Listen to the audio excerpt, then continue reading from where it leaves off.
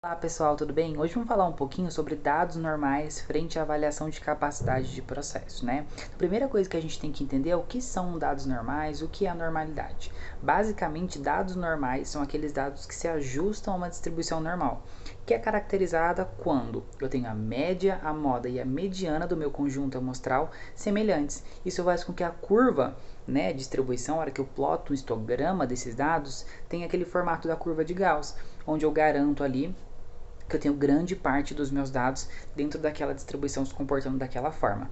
E por que quando a gente fala de análise de capacidade ou alguma outra ferramenta, né, a nova da vida aí, a gente pressupõe dados normais, né?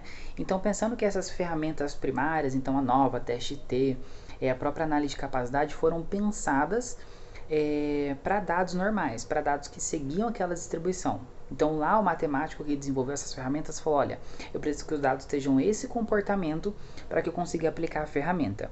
No entanto, atualmente nós temos uma ferramenta não paramétrica, que é uma ferramenta que fala de dados não normais para cada ferramenta paramétrica existente, uma ferramenta equivalente. Então, por exemplo, para nova eu tenho o teste de Kruskal-Wallis, então meus dados não seguem uma distribuição normal, eu vou avaliar Kruskal-Wallis ao invés da nova.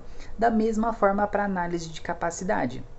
A única coisa que a gente tem que tomar cuidado é o teorema do limite central, né, que é um teorema ali bastante importante dentro da estatística, fala para mim que à medida que eu tenho um n, que é o tamanho de amostra, representativo e expressivo, considerando maior ou igual a 30, eu tenho que os meus dados vão tender a uma distribuição normal, independente da distribuição da minha população. Entretanto, existem casos, conhecidamente, que os dados não vão seguir uma distribuição normal, como é, por exemplo, resultados que eu tenho ali, grande parte dos meus valores próximo de zero, né? É algum teste muito específico, que eu tenha uma concentração de valores próximos de zero. Ou então algum atributo de processo que seja limítrofe. Então são atributos e variáveis que conhecidamente não seguem uma distribuição normal.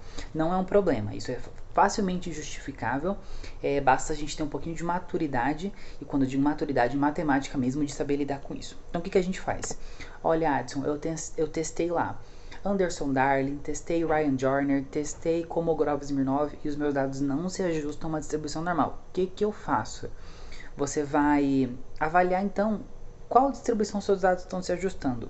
Se ele não atende uma distribuição normal, eles vão atender uma distribuição não normal. Então você vai testar lá, transformação de Box-Cox. Não tive resultado positivo, vou testar a transformação de Johnson. Ainda não deu certo? Vou avaliar as distribuições não normais. Mas, Adson, eu não sou matemático, eu não sou estatístico, eu não sei fazer isso. Felizmente, o Minitab ele traz pra gente essa ferramenta muito fácil.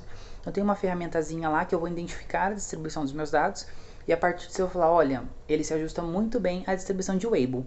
Então eu vou partir para análise de capacidade para dados não normais, que não é um problema. Eu preciso só avaliar a capacidade, uma vez que a normalidade ela não é o fim, ela é o meio.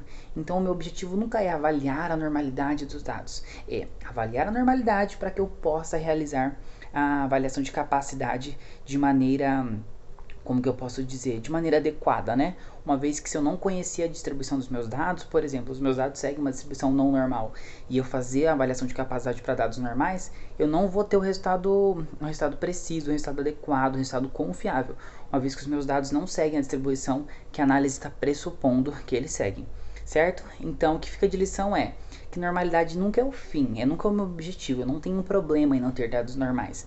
Meu problema é não conhecer a distribuição do meu conjunto amostral e aplicar a ferramenta inadequada. Beleza? Muito obrigado, viu?